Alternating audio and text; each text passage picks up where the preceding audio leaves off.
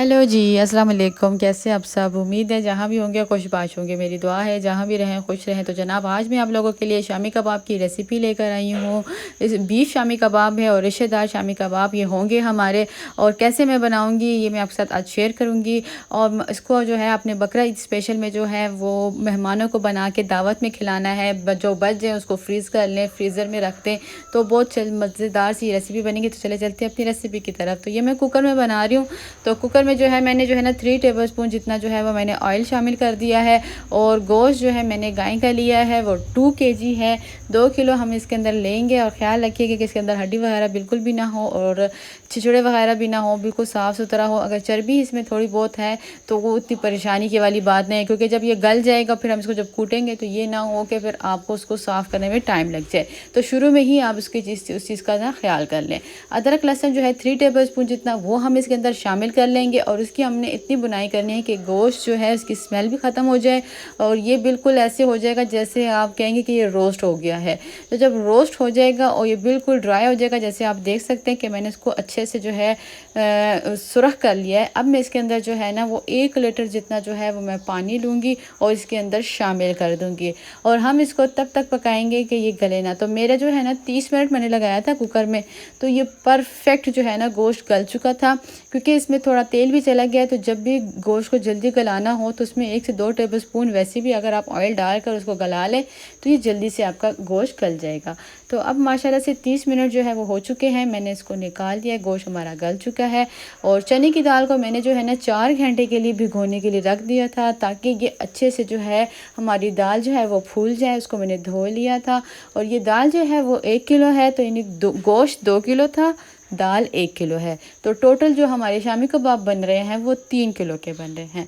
तो अब हम इसके अंदर जो है वो डालेंगे कुछ सब्ज़ मिर्चें। यहाँ पे आप 5 से 6 भी डाल सकते हैं। मैंने जो है 1 पाव अदरक लहसुन ले लिया था। और प्याज जो है मैंने इसके अंदर 4 अदद बड़े साइज़ के ले लिए थे। और इसको जो है हम देख सकते हैं मैंने बीच में से कट कर लिया था। तो यहाँ पे सब्ज़ मिर्चों की जो बात है ना, मैं बहुत कम मिर्चें खाती हूँ, इसलिए मैंने 2 डाली। यहाँ पे आप 7 से 8 भी डाल सकते हैं। कुछ मसाले जो हमने डालने हैं, ये मैंने जो है ना रेड चिली पाउडर लिया 1.5 टेबल स्पून। कुछ गर्म मसाले हैं जिसमें दालचीनी है, बड़ी इलायची है, छोटी इलायची है, लौंगे हैं, जावित्री है। और गोल मिर्चें जो है मैंने 2 डाली, आपने 8 डाल लेनी है। ज़ीरा मैंने 2 टेबल स्पून जितना लिया हुआ है। और सूखा धनिया भी मैंने 2 टेबल स्पून लिया है। काली मिर्च जो है वो मैंने 1 टेबल स्पून ली है और ये मैं इसके अंदर शामिल कर रही हूँ। मिर्चें जो है ना आपने जो है ना जैसे साबुत गोल मिर्ची हो गई, ये आपने अपने हिसाब से डालना है। चिकन पाउडर मैंने इसके अंदर 1 टेबल स्पून शामिल किया है। नमक सादा जो है वो भी मैंने 1 टेबल स्पून जितना शामिल कर दिया है। बाद में फिर हम इसको टेस्ट करके देख लेंगे इसमें कोई कमी बेशी तो नहीं है। अव्वल तो ये काफ़ी होगा। थोड़ा सा पानी मुझे कम लग रहा था तो मैंने इसके अंदर जो है ना 1/2 लीटर पानी और शामिल कर दिया है। और मैं आपको दोबारा बता दूं कि मिर्चें जो हैं वो अपने टेस्ट के हिसाब से डालिएगा। यहाँ पे जितनी आप पसंद करते हैं, मैं कम पसंद करती हूँ। मुझे ज़्यादातर मैं इस चीज़ को देखती हूँ कि जो चीज़ों का जो फ्लेवर है, जैसे कि गोश्त का, चने की दाल का, उसका ज़्यादा फ्लेवर आना चाहिए, ना कि बहुत ज़्यादा जब हम मिर्चें डाल देते हैं तो सिर्फ मिर्चों का ही टेस्ट आता है, बाकी चीज़ें सब जो है वो पीछे रह जाती हैं। तो मेरा ये मानना है, बाकी आपकी अपनी टेस्ट के मुताबिक है। माशाल्लाह से ये जो है ना मैंने 20 मिनट के लिए कुकर पे लगा लिया था, तो इसका पानी हमने ड्राई कर लिया और इसको जो है मैं निकाल दूँगी। अभी धुआं आप देख रहे होंगे निकल रहा है। यहाँ पे हमें ना चॉपर में डालने की ज़रूरत है ना कुछ करने की, बस इसी में ही मैं जो है ना डंडा लेके तो इसी में ही पीस लूँगी। ये आपका 10 मिनट भी नहीं लगेगा और इतने ढेर सारे आपके शामी कबाब बन जाएंगे। ना मशीन की झंझट, ना किसी चीज़ की झंझट। तो मैंने यहाँ पे जो है ना हरा धनिया, पुदीना और 4 से 5 अदद चॉप की हुई सब्ज़ मिर्चें जो है वो आपने यहाँ पे इस स्टेज में जो है वो डाल देनी है, जब शामी कबाब आपका ठंडा हो जाए।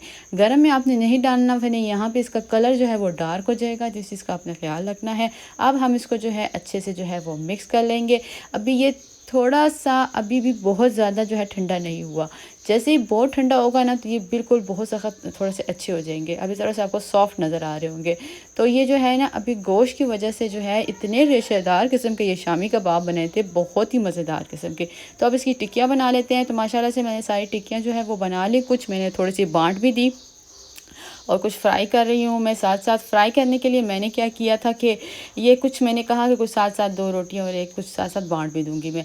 तो मैंने फ्राई करने के लिए ना ले लिए अंडे 2 अदद, उसके अंदर 1 टेबलस्पून मैंने कॉर्नफ्लावर डाल दिया। 1 अंडा ले लें, 2 ले लें, उसके अंदर कॉर्नफ्लावर डाल दें, उसके अंदर 1 टेबलस्पून मैदा डाल दें, थोड़ी-सी नमक, थोड़ी-सी मिर्च और 1 से 2 टेबलस्पून जितना दूध शामिल कर दें। तो ये आपका बड़ा ही ज़बरदस्त किस्म का जो है वो जो है क्रिस्पी किस्म के आपके शामी कबाब बनेंगे।